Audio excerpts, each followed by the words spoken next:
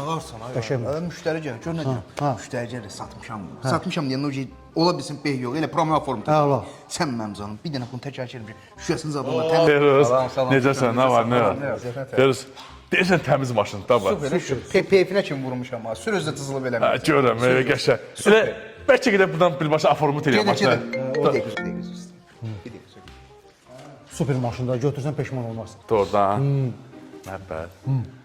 Deyim bəlkə bizə bir 10 manat verir maşın haqqında mən bilmədiyim məlumatları bir də sənin gözün qabağında. Hə, yox, o manata görə əla maşın, nə danışırsan? Əla Yox, maşındır. hə, super maşındır.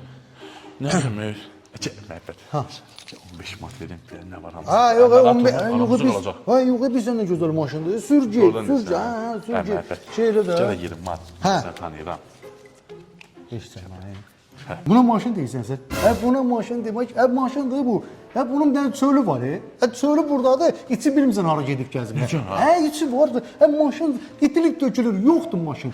Hə, zorla salmışıq, hə, zorla çayra salmışıq. Nə danışırsan? Hə, mən deməmişdim. Xoddanmırdı. Hə, xoddanmır nə deyil? Yaxşı, mən- Hasar girmir cəməlli. Onu mən Məhdəz zət almayayım. soxmuş, aftyorka zət soxuruq elə. Almayayım onu mən. Hə, yox, almaq nə də yer git, uzaqlaş, uzaqlaş. Doğru deyirsən, Hə, hə? uzaqlaş, canını qutar. Yürüyəcəksən, yer Heç nə gəzər. qardaş, göndər gəlsin, göndər gəlsin. Məbəd aldım pulu, geriyə formu ta.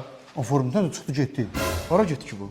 Hə sən onu hardan tanıyırsan? Hə o maşinlik kimi bir şeydir, yalanı çölü var. Gəl Yəni özün. maşını pulu verir değil mi? Hə nə pul verməyə sən ondan o qəpik çıxma. O bərkin biridir. Onu aralamaq mümkündür. Mən onu yaxşı tanıyıram. Yalanı çölü var. Belə gətirib başını çəkirdi. Hə yox yox. On başında pul lazım o olan reklam eləmək lazım. Reklam eləmir. Reklamsız mümkün deyil.